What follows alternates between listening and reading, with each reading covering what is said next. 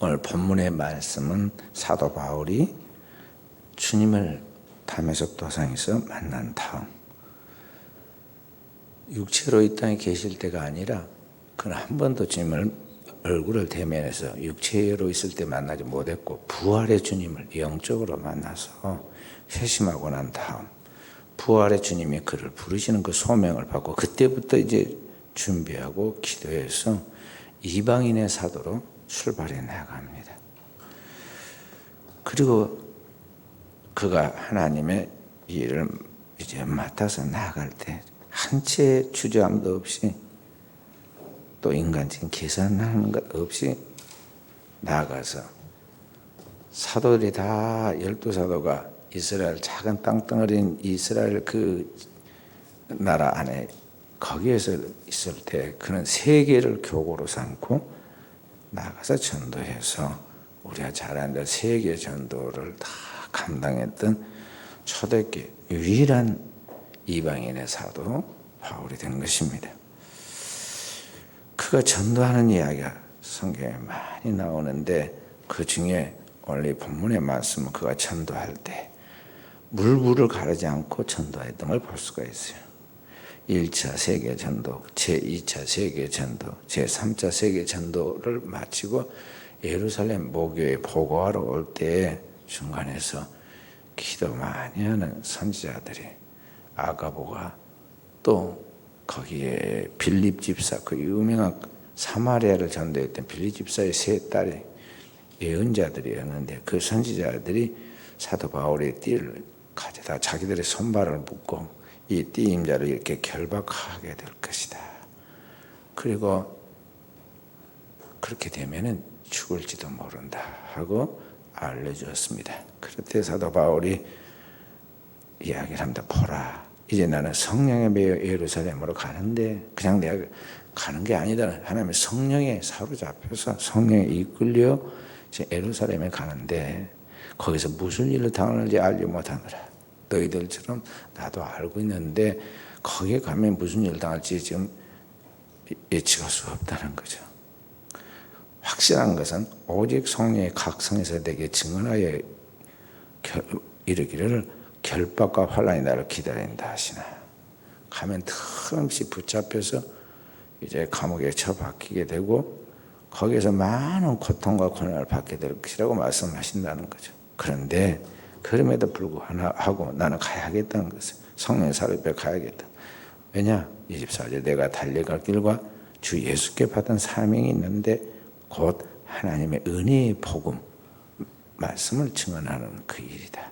그 일을 끝마치기 전에는 내가 절대로 물러서지 않겠다. 나의 생명도 조금도 귀한 것을 여기지 않겠다고 그렇게 선언하고 나가죠. 그리고 실제로 그대로 하나님 앞에서 포기하거나 중단하여 뒤로 물러가지 않고 죽으면 죽으리라고 목숨을 바쳐 전도하여 하나님 앞에 큰 불꽃이 타오르듯이 불꽃처럼 쓰임받다가 그 절정의 순간에 순교의 제물로 주님의 뒤를 따라가죠.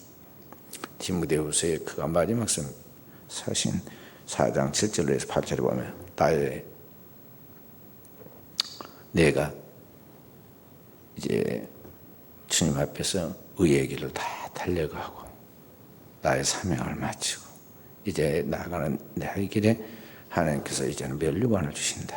의의 면류관을 주신다 하고 이제 거의 하늘과 땅이 맞닿듯이 영과 육이 맞닿들어서 자기가 가서 끝이 났다는 것과 이제 끝이 났는데 그냥 끝나는 게 아니라 영광의 주님이 자기를 맞으러 오고 자기도 영광의 면류관을 쓰고 의의 면류관을 쓰고 주님을 만나게 될 때가 왔다는 환희에 차서 지금 고백하고 있는 걸 볼 수가 있어요.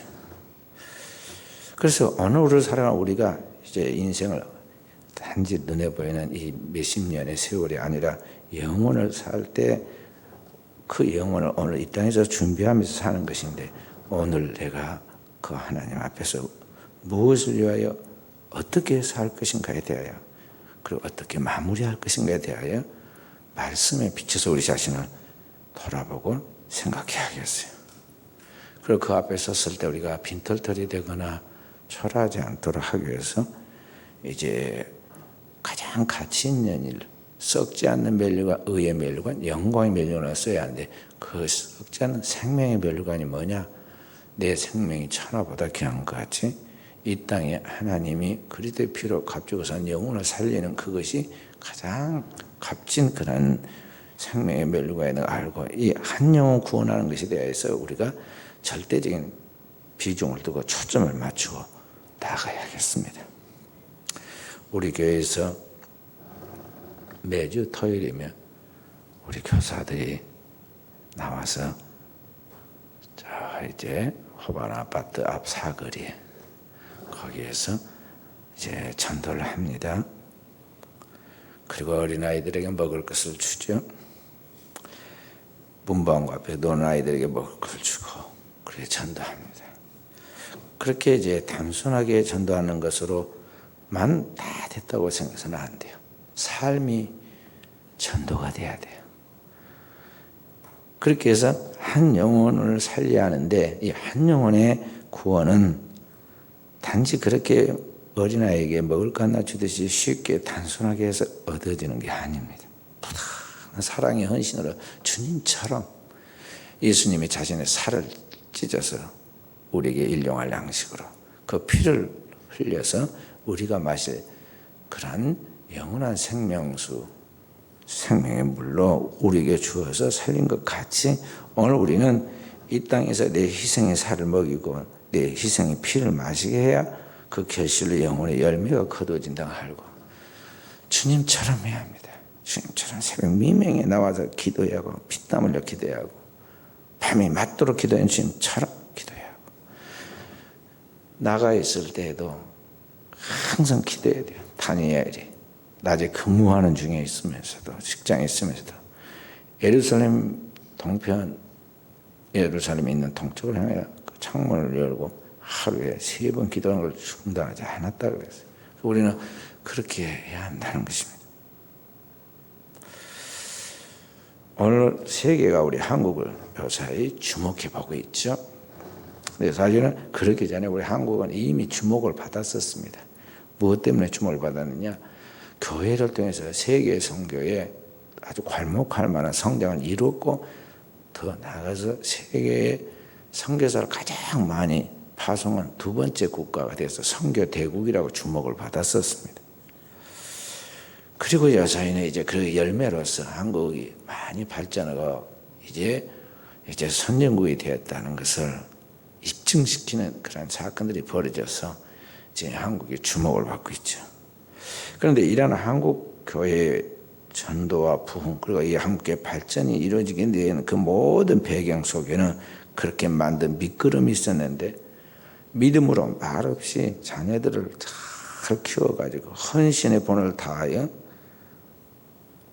믿음의 가정을 세운 그 어머니들이 있어서 그렇다. 무명의 이 어머니들 우리 한국에서는 어머니들이 그렇게 중요해요. 조선시대 말기 그렇게 이제 배우지 못하는 그런 시대. 그 다음에 일본의 침략을 받아 나라가 망하고 일본의 지배와 탄압 속에서 남자들이 젊은 사람은 전쟁터로 끌려가거나 징집당하고 또 그렇지 못한 사람들은 혹시 딴 생각을 통해서 독립운동할까 싶어서 무능화 작업시켜서 한국 사람들이 전부 다 술, 노름, 또 흩은 짓을 많이 하고 그냥 세상에 없는 것 같이 죽은 사람처럼 무능화되겠도록 그렇게 만들었어요. 그래서 한국 사람들이 남자 고시를 거의 못했습니다. 깨어있는 그런 기독교인들과 또 깨어있는 독립군들 외에는요 다 무능화됐어요. 그래서 우리 한국의 남자들 이렇게 무능화됐는데 그러한 가운데서 자식들을 거두고 키우고 그 대를 이어가도록 만든 사람들이 다 누구냐 하면 여인들이었어요. 어머니들이었습니다. 그들이 특히 하나님을 믿는 교회에 나가서 신앙생활하는 것이 철저했는데 그렇게 해서 믿음으로 세워진 그 가정의 자손들이 오늘날 이제 꽃이 피고 열매를 맺게 되었다는 거죠. 어느 두메 산골에 있는 한 가난한 농가에 17살 꽃다운 나이에 중매로 결혼한 여인이 있었습니다. 이 여인이 17살에 결혼을 해서 신혼의 꿈이 다 가시지도 않는 19살 때에 나무를 캐러 산에 갔다가 눈이 침침해지는 것을 알고 나무를 못 캐고 산에서 내려왔습니다. 그런데 그것이 그가 보는 것이 끝이 되었고 다시는 앞을 보지 못하는 시각장애인, 장님이 되었어요.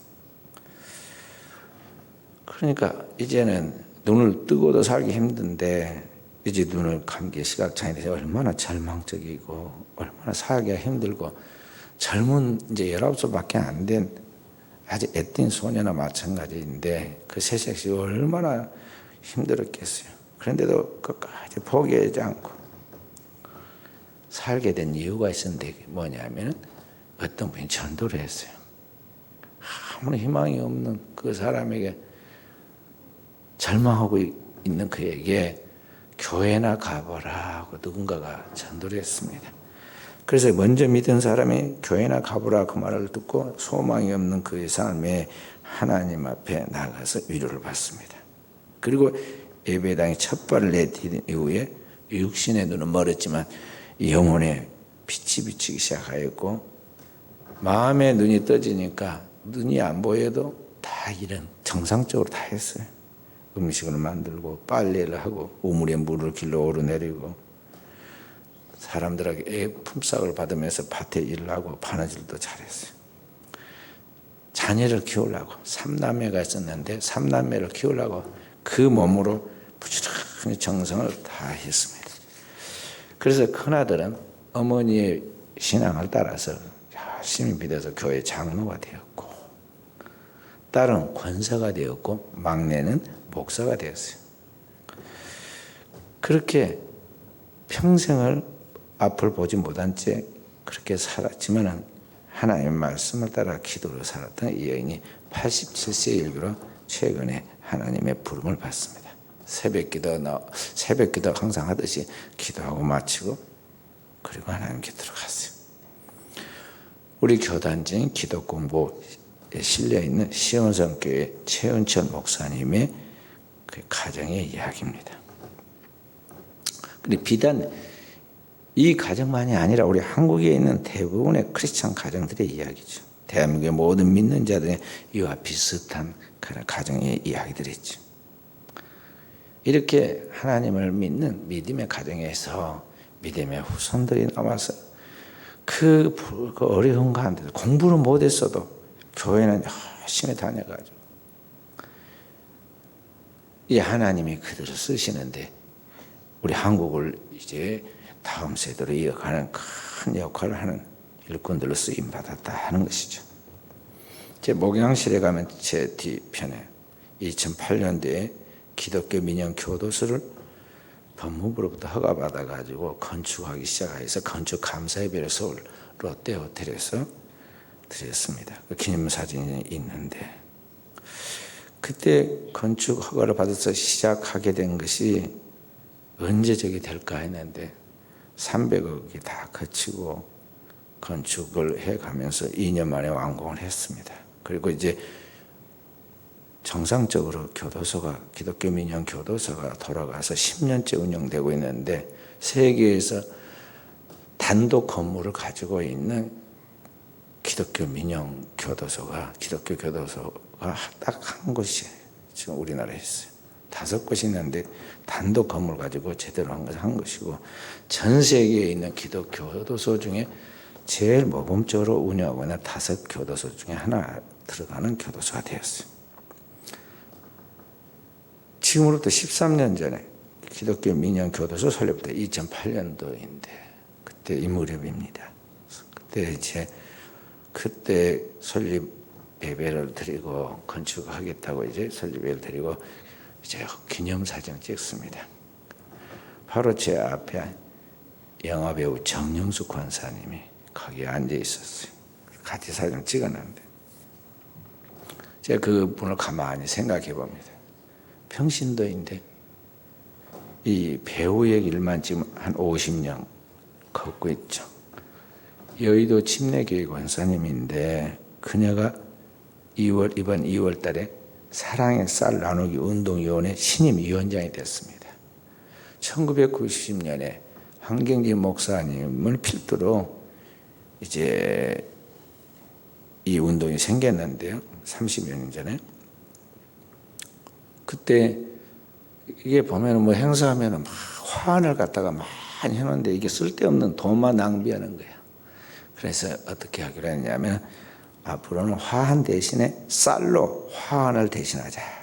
그래서 쌀 화환을 하자고 홍보해가지고 혹시 추계해 주려면 쌀로 주시오 그렇게 운동을 해서 그게 이제 크게 확산됐습니다. 그래서 그 운동위원회가 생겼는데 거기에 올해 이제 위원장이 되었어요. 이분이.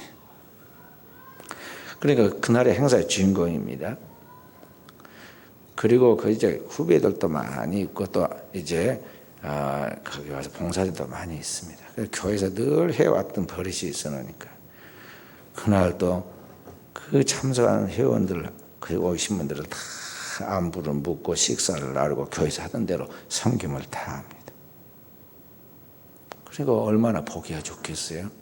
보는 분들이. 이분이 간증을 합니다. 자기는 원래 모태신앙이라 부모가 교회를 다니게 따라다니는데 뭣도 모르고 다녀서 하나님이 어떤 분인지도 몰랐다고 합니다. 그런데 한 가지 배운 대로 교회에서 목사님 말씀을 잘 순종해서 교회에서 시킨 대로 했는데 성가대 하라면 성가대하고 교회에서 크리스마스 됐으니까 연극이라면 연극하고 율동 열심히 하고 그런데 나중에 자기가 알고 보니까 배우 생활을 50년을 했는데 그 배우 생활을 지속적으로 할 수 있는 자산이 교회에서 나왔다고 그랬어요. 그리고 이제 30대 중반 되어서는 그때부터는 교회에서 이제 신앙생활을 하면서 제자훈련을 받기 시작하고 성경을 암송하기 시작했어요. 그리고 그때부터 그 바쁜 배우의 일과 중에도 목사님 말씀에 순종하면서 주일학교 교사를 시작했는데 이게 쉬운 일이 아니에요. 왜냐? 이게 나왔다 들어갔다 하면 교사가 어려운데 배우는 직장이 그게 일반 직장처럼 그런 게 아니잖아요. 그러니까 주일 지키는 그게 완전히 자기에게는 영적 싸움이에요. 그래도 하나님의 말씀을 지키려고 몸부림을 치고 교사직을 감당했어요. 마치 미국의 카터 대통령 비슷한 이야기죠. 언제까지 교사를 했느냐? 72세까지 주일학교 고등부 교사를 했어요. 72세, 우리 장로님 연세 정도 됐는데 그 지금까지 주일학교 교사를 했다니까. 주일학교 고등부, 그것도 쉬운 학년이 아닌 고등부 교사를 했어요. 그만한 게 아닙니다. 말씀 암송 훈련을 마치고 나서 그때부터 에스더 기도운동 모임에 참석을 했습니다. 이 에스더 기도운동을 참석하면서 늘 이 에스더 기도운동은 북한 선교에 대해서 굉장히 꿈이 많아요. 이제 북한을 선교해야 한다. 우리나라의 사마리아와 같은 저 북쪽을 빨리 선교해야 한다. 그러한 사명감을 가지고 지저스 아미, 하나님의 군대 훈련을 막 합니다. 그런데 거기에 그냥 기도하는 게 아니라 저 북한 가장 가까운 철책선에 들어가 가지고 임진과 가까이 최전방에 가서 북한을 위해 기도의 탑을 쌓게 되었어요. 그러다가 보니까 어느 날 소떼가 북한으로 넘어가고 정주영 회장을 필두로 해서 1000마리인가를 북한으로 싣고 갔잖아요. 그리고 1997년에 남한 방문단이 처음으로 북한을 방문할 때 그때 정윤숙 권사도 북한에 들어가는 체험을 하죠. 왜냐하면 정윤숙 권사가 평안북도 선천 출신이거든요. 거기에서 태어났어요.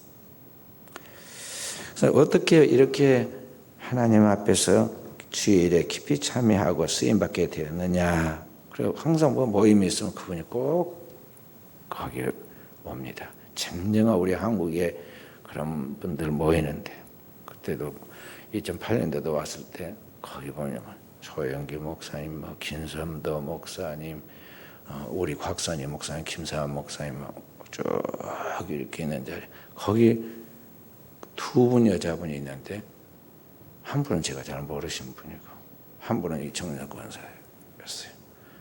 거기. 그래 어떻게 깊숙하게 참여할 수 있느냐? 그분이 고백하기를 하나님과 꾸준히 가깝게 지내는 생활을 하는데 그 비결이 있었다고 그랬어요. 그럼 하나님과 꾸준히 가까이 하는 생활이 뭐냐? 말씀과 기도였다고 고백했습니다. 말씀을 계속 암송하고 말씀으로 훈련을 받으니까 하나님을 알게 되었고 그 말씀을 지켜나갈 수 있는 힘이 기도할 때 성령의 주심으로 기도로 그 믿음의 여정을 걷게 되었다고 고백합니다. 그래서 그분이 속한 기독교 신호회가 이러한 믿음의 선배들을 쭉 끌어주니까 우리 일반 사람들보다 더 잘 믿어요. 연예인들 더 잘 믿고 뜨겁게 믿고 그렇게 헌신합니다.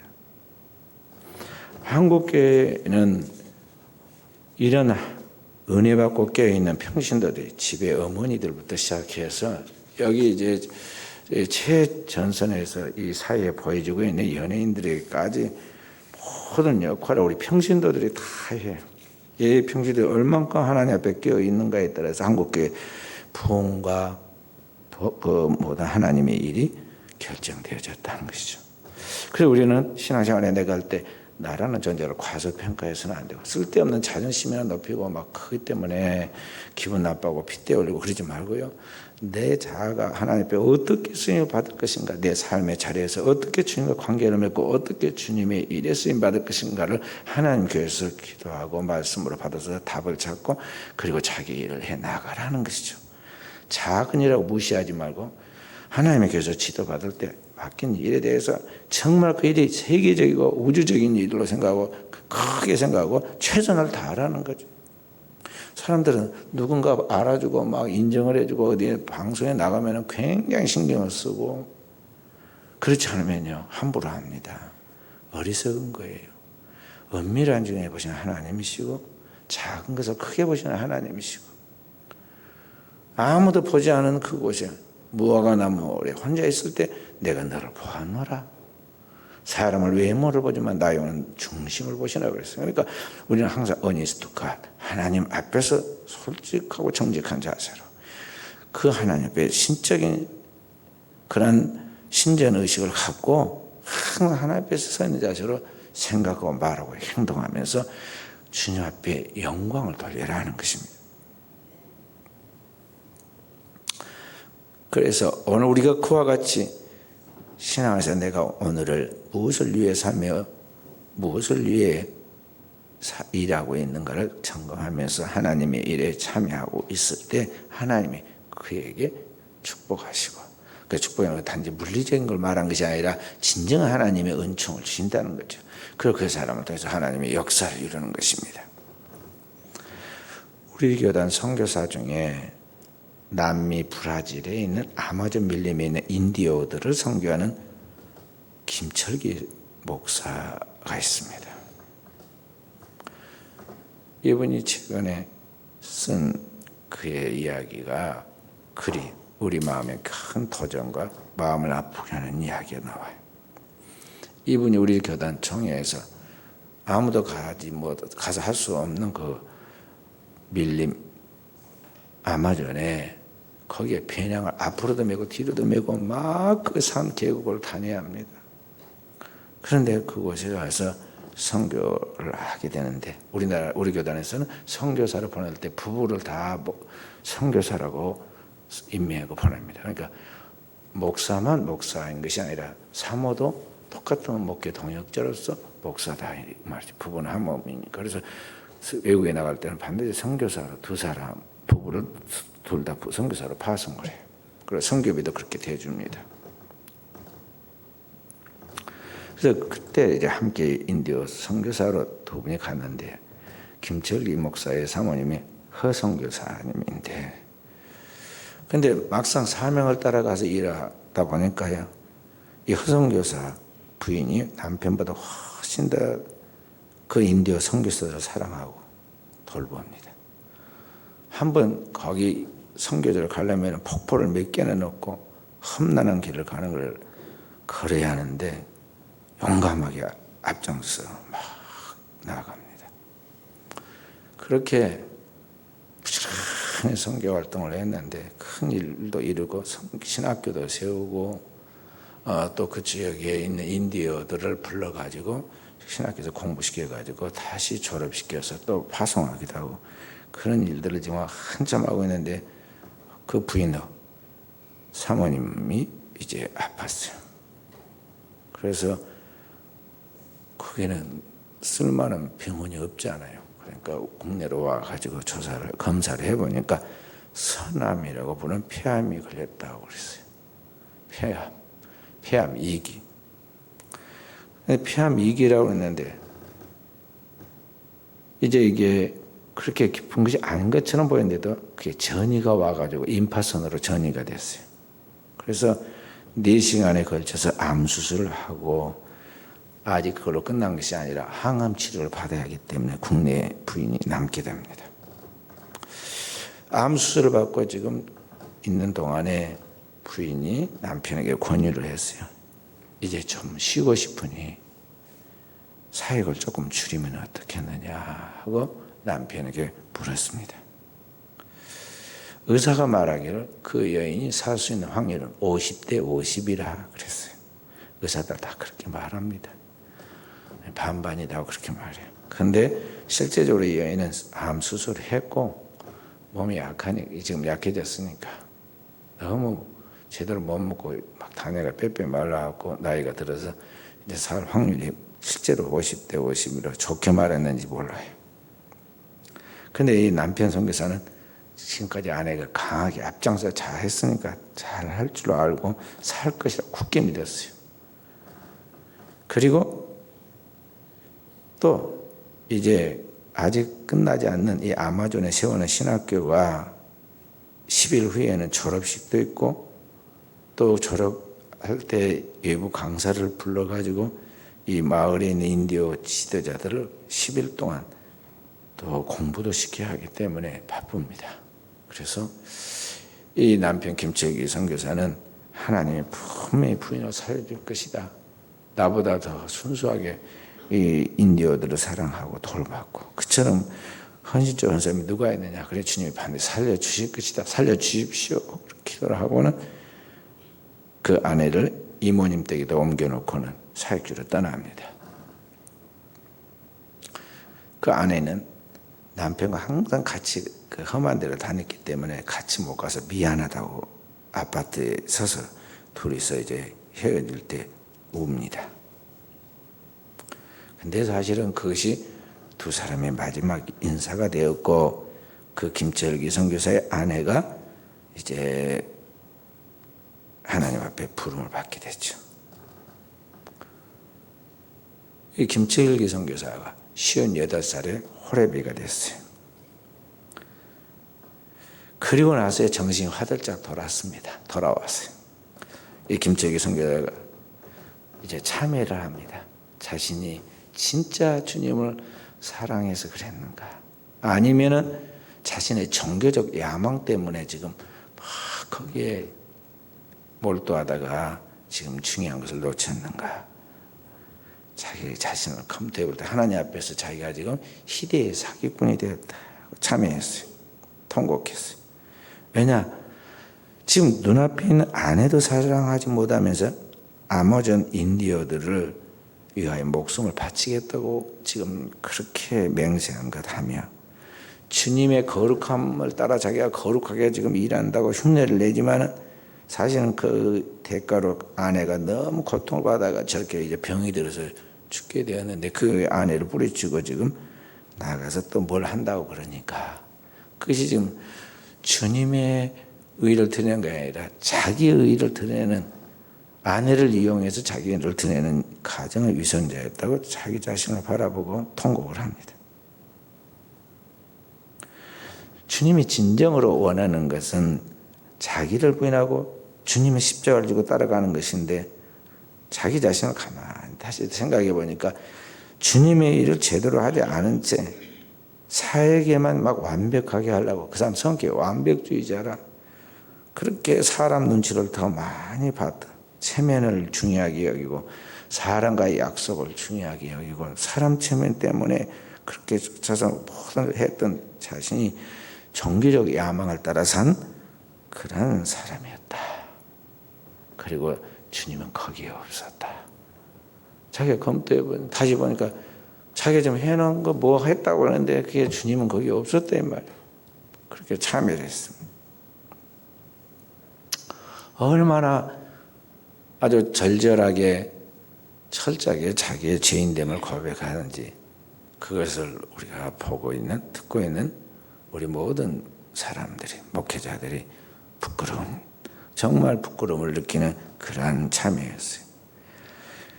오늘 우리 한국 교회가 지금 한국 사회를 변화시키고 이 한국이 기독교 국가라는 법으로 제정된 거 없지만 기독교 국가처럼 되어서 세계 속에 들어가지 않은 나라가 없고 선교사가 들어가서 활동하지 않은 나라가 없어요. 공산주의 국가에다 다 들어갔습니다. 그렇게 해서 국내에 그다음에 국외까지 오늘날 이렇게 하나님의 복음을 전해서 하나님의 쓰임을 받고 그의 후손들이 오늘날 이와 같이 축복을 받게 되는 것은 바로 이와 같이 깨어있는 진짜 믿는 사람들을 통해서 이러한 역사가 나타났다는 것입니다. 그렇기 때문에 오늘을 살아가는 우리가 주님의 말씀, 주님의 지상 명령을 따라 가라. 만민에게 복음을 전파하라. 가라. 모든 족속을 제자 삼아라. 주님 말씀하신 그 명령을 따라 오늘 우리가 주님의 그 거룩한 성령의 비전을 가지고 삶 속에서 실천하는 사람이 되려면 정말 여러분과 제가 어떻게 할 것인가 늘 부지런히 생각해야 돼요. 생각해야 돼요. 그런 것들을 생각하기도 귀찮아하고 대충 뭐 살고 TV나 보면서 거기에서 보고 들은 거나 그냥 대충 재미로 그냥 살고 오늘 현대 문명과 문화에 나타나는 거 뭐 자연의 환경에 그것에만 막 몰두해가지고 헤아려 새것이 없는데 다 옛날에 봤던 거 아는 것들인데 그것을 지금껏 깊이 생각할 수 있는 하나님이 생각에 힘을 주었는데 하나님들이 무엇인가를 생각하고 그것을 나의 삶 속에 적용하여서 말씀이 내 속에 살아 운동력을 가지고 말씀이 일하시도록 하고 말씀이 살아 역사에서 일하시는 것을 체험해야 하는데 오늘 현대 크리스찬들은 너무 게을러요. 다른 일에만 바빠. 너무 쓸데없는 일에 바쁩니다.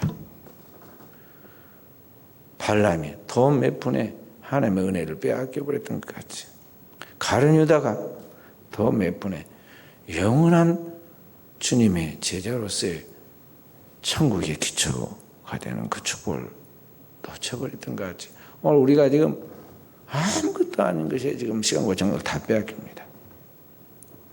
솔로몬은 잠언에 그런 말씀을 했습니다.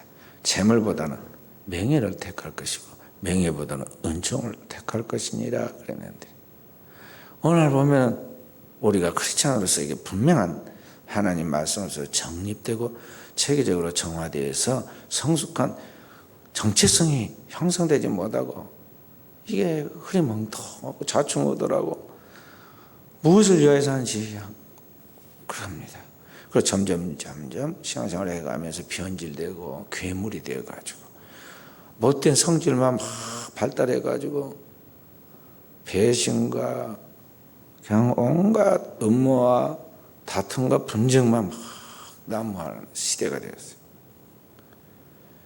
그리스도인은 하나님께서 위에서 주시는 그 하나님의 소망, 하나님의 그 영원한 나라와 그 하나님 나라의 백성의 거룩한 의를 바라보고 그 하나님의 영원한 영생의 축복을 누릴 것을 바라보고 나가는 그런 꿈이 있어야 하는데 이런 성령의 비전을 가지고 오늘을 준비하면서 오늘 그 하나님 나라를 준비하면서 살아야 하는데 오늘 사람들 마음속에 하나님의 꿈이 아닌 성령의 비전이 아닌 세상 것이 꿈이 되어가고 있어요. 어른도 그렇고 자녀들, 아이들도 그럽니다. 꿈이 무엇이냐 그러면 하나님의 나라와 그 거룩한 하나님의 백성입니다. 되는 겁니다. 그렇게 말하는 사람은 거의 없고요. 쓸데없는 이야기만 합니다. 우리 아이가 아주 어렸을 때는요. 4학년까지는 목사 된다고 그랬어요. 그리고 그림도 그렇게 그리더라고요. 그 보고 들은 것이 목사의 아들로서 그거밖에 없으니까 그렇게 한 거예요. 조금 크더니 뭐가 돼? 택시기사 된다 하더라고요. 맨날 걸어 다녔거든요. 걸어 다니 저기 초등학교 저 남교 오거리에서 덕월동까지 걸어 다녀서 꼭 걸어 다니게 시켰습니다. 택시 타는 거 얼마나 좋아 보였겠어요. 택시기사 최고인 줄 알았는데 택시기사. 조금 있으니까 이제 피아니스트 된다고 그러더라고요. 피아노를 배우든 피아니스트. 조금 있으니까 뭐 과학자 된 아니요. 그런다고 그래서. 그보다 더 어릴 때는 뭐 됐냐냐. 빵 공장 빵 만드는 사장 된다고 그러더라고요. 먹는 게 좋으니까.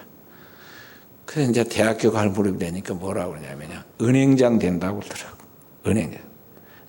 그래서 이제 지각이 그 정도 열린 거죠. 그 정도에. 우리 사람은 이게 이제 지각이 열린 만큼 깨달았는데 우리 그리스도인은 이제 땅에 있는 참을 넘어서 영원을 바라보면서 그 영원한 세계에 하나님의 나라에 하나님의 거룩한 백성으로서 영생하는 것이 오늘 우리에게 확실한 가야 할 길인데 거기에 대한 눈이 열려야 하고 거기에 대한 소망이 있어야 하는데 우리는 여전히 맨날 빵 공장만 이야기하고 있고 택시기사나 이야기하고 있고 그렇게 그게 꿈이 맨날 그것만 머물러 있으면 되겠어요? 발달해 가야죠. 발달해 가야 돼요. 우리 주 예수 그리스도가 그 안에 지져서 자라가라 그랬단 말이죠. 자라가라.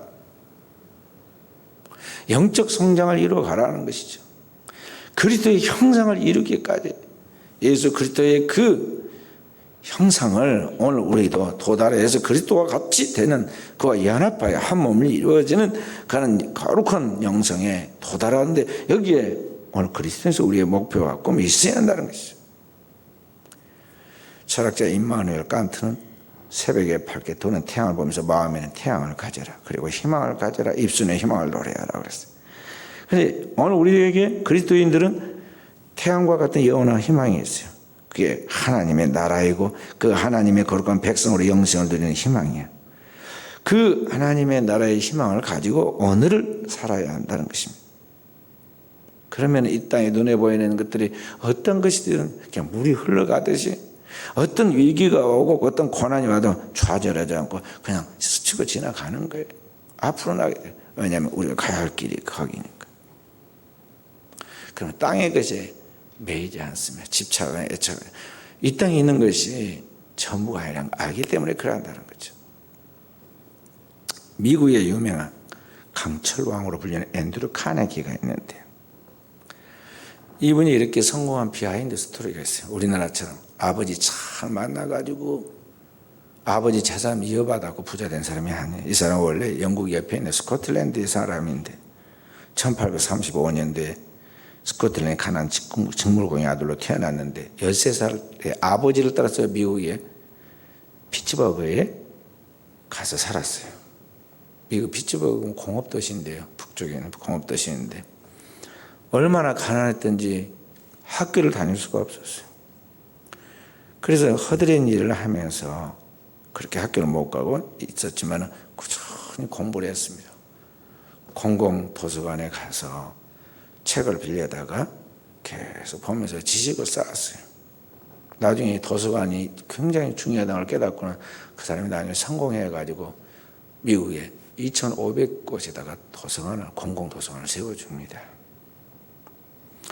그러기 전에 이분이 이제 젊은 시절에 뭐 배운 것도 없고 가진 것도 없고 그러니까 이제 뭐 물건 팔러 다니는 방문 판매업에 종사를 합니다. 어느 날 한 노인의 집에 들어갔더니 이 노인의 집 벽에 허술한 그림 한 점이 걸려 있었는데 그게 자기 마음에 딱 그날 와 닿았어요. 뭐냐면 그 그림은 썰물로 물이 빠져버린 황량한 바닷가에 초라한 작은 배 한 척이 딱 옆으로 기울어져 갖고 있는 거예요. 그게 전부예요. 얼마나 그림 볼품 없습니까? 근데 그 밑에 해석이 걸려 있습니다. 뭐라고 써져 있느냐면 그림 아래 반드시 밀물 때가 온다. 지금 썰물이니까 배가 물이 빠져갖고 지금 배가 기울어져갖고 지금 뻘밭에 있잖아요. 근데 그 배가 항상 그러고 있느냐? 밀물이 반드시 밀물과 썰물 때가 하루에 있잖아요. 그러니까 이제 썰물로 빠진 때 밀물에서 딱 밀려면 그 배가 둥 떠가지고 목표 소원하는 항구로 가잖아요.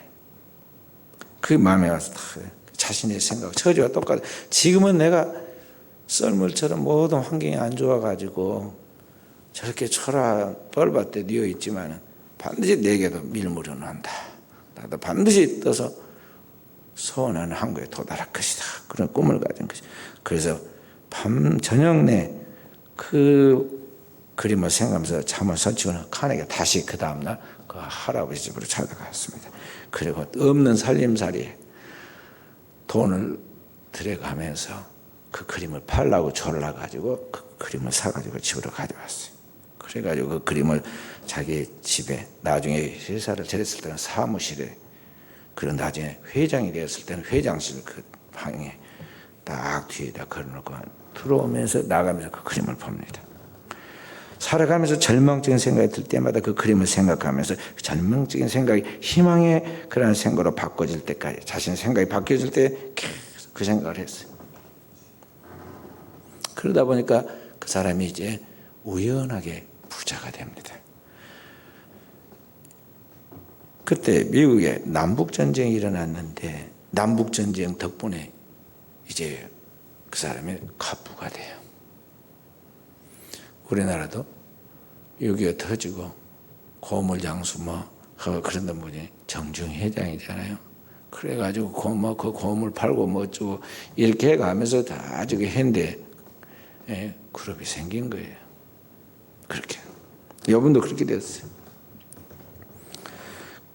그러다가 이제 돈을 벌게 되었는데 그 결정적인 것이 1901년도에 당시로서는 천문학적인 가격이 5억 달러에 자신이 소유하고 있는 철강 회사를 JP 모건에다가 매각합니다. 그리고 자기는 손을 털어요. 사업을 끝마치고 미국 최대 갑부가 되면서 실업계에서 은퇴합니다. 그리고 혼자 잘 먹고 잘 살라고 그런 게 아니고 그때부터 그 사람은 새 사람이 돼서 본격적인 사업을 하는 게 뭐냐, 자선 사업을 하기 시작해요. 미국의 모든 지금까지 보면 갑부들이 전부 다 돈 벌면 반드시 재단, 자선재단을 세워가지고 봉사합니다. 지금 빌 게이츠의 멜린다 재단을 세워가지고 거기에서 다 이렇게 이제 봉사하고, 지금 코로나 바이러스 백신 만든다고 부지런히 세계 각국에다가 지원하잖아요. 만들어라고. 그분이 뭐라고 그러냐면 자식에게 막대한 유산을 남겨주는 것은 독이나 저주를 남겨주는 것과 같다. 그랬어요. 사람이 부자인 채로 죽는 것은 수치스러운 일이다. 명언을 말했어요. 명언. 사람이 부자인 채로 죽는 것은 독이나 막대한 유산을 남겨주는 것은 독이나 저주를 자녀에게 남겨주는 것과 같고, 사람이 부자인 채로 죽는 것은 수치스러운 일이다. 그래서 그분은 재산의 90%를 자선사업에 쓰고 10%를 남겨서 가족들에게 그렇게 이제 유산으로 남겼어요. 우리나라가 얼마나 다릅니까? 그래서 선진국이에요. 돈만 많다고 선진국이 아니에요. 수준이 달라. 그래서 지금까지 강철왕, 카네기 그렇게 계속 남는 이야기가 그런 것입니다. 자, 오늘 우리는 하나님의 생명을 가지고 이 땅에 태어나서 영원한 생명과 이제 생명으로 주님과 함께 그 영원한 세계로 들어가게 될 것인데, 그 하나님의 나라를 위해서 오늘을 살아야 하는데, 그 하나님 나라와 의를 위하여 오늘을 살 때 내가 지금 어떻게 살고 있느냐, 무엇을 위하여 살고 있는가 늘 성경을 통해서 대비해서 비교해야 돼. 그리고 자기 삶을 하나씩 기도하면서 고쳐나가야 합니다. 뇌물은 안 되니까 성령이 그 말씀을 완전하게 지킬 수 있도록 생각나게 하고 믿게 하고 그 믿음대로 행하여 그 말씀을 따르게 해달라고 기도해서 성령의 도우심 속에서 나가야 한다는 것이죠. 그리고 우리가 오늘을 살아갈 때 먹든지 마시든지 무엇을 하든지 하나님을 경외하는 가운데 주님이 우리에게 먼저 그의 나라와 의를 구하라는 그 영혼 구원의 우선순위를 두고 나아갈 때 하나님께서 우리의 삶에 이제 마치 썰물에 빠져나갔던 그 물이 다시 밀물이 되어서 우리의 삶을 회복시키듯 이 땅에 우리에게 막혔던 문제들이, 가로막혔던 장벽들이, 우리가 닫혀있는 문제들이 풀려나가는 거예요. 진정한 하나님의 축복을 받게 된다는 것이죠. 히브리서 6장 19절에 보면 그런 말씀이 나옵니다. 히브리서 6장 19절. 우리가 이 소망을 가지고 있는 것은 영혼의 탓 같아서 튼튼하고 견고의 휘장 안에 들어가나니 그리로 앞서가신 예수께서 멜기세덱의 반차를 따라 영원한 대제사장이 되어 우리를 위하여 들어가셨느니라. 그래서 하나님의 나라에 우리를 앞서 이끄신 바로 대제사장이 되신 예수께서 먼저 들어가서 길을 열어놓고 우리가 그 주님과 함께 영원한 하나님 나라의 소망을 가지고 나아갈 때 그 소망이 우리를 바로 그 휘장 가운데로, 이 지성소를 지나서, 성소를 지나서 지성소로 들어가는 걸 휘장이라고 그래요. 그 지성소, 휘장 가운데로 이제 열고 완전한 하나님 나라의 영광 가운데로 들어가게 된다는 것이죠. 오늘 3일 밤 예배도 우리가 이런 목표를 잊어버리지 말아야겠어요. 그리고 작은 것을 작다고 생각하면 안 돼요. 이게 오늘은 어쩔 수 없다. 바빠서 안 되고, 몸의 컨디션이 안 좋고, 이렇게 자꾸 우리가 상황에다가 나를 맞추지 말아야 돼요. 내 몸이 불구라 할지라도, 내가 지금 너무너무 힘들어가지고 죽게 되었다 할지라도, 내 상황이 너무 어려워서 내가 다른 모든 일을 하기 어렵다 그렇게 할지라도 우리는 하나님의 말씀 그 믿음으로 나가야 돼요. 그러면 안전병이도 일어나고 죽은 자도 살아나고 홍해도 갈라지고 약속한 가나안 땅이 바로 눈앞에 우리 앞에 열리는 역사가 오늘날에도 재현된다는 것을 알고, 오늘 또 우리는 믿음으로 생각하고 하나님의 말씀을 믿는 믿음으로 생각하고 믿음으로 말하고 믿음으로 행동하라는 것입니다. 축복은 그 믿는 자의 것이기 때문에 그러한 것입니다. 오늘도 이 밤에 우리 사랑하는 모든 성들과 제가 거룩한 교회와 함께 이와 같이 하나님의 쓰임을 받고 주님의 영광에 들어가는 종들이 되어지기를 주의 이름으로 축원드립니다.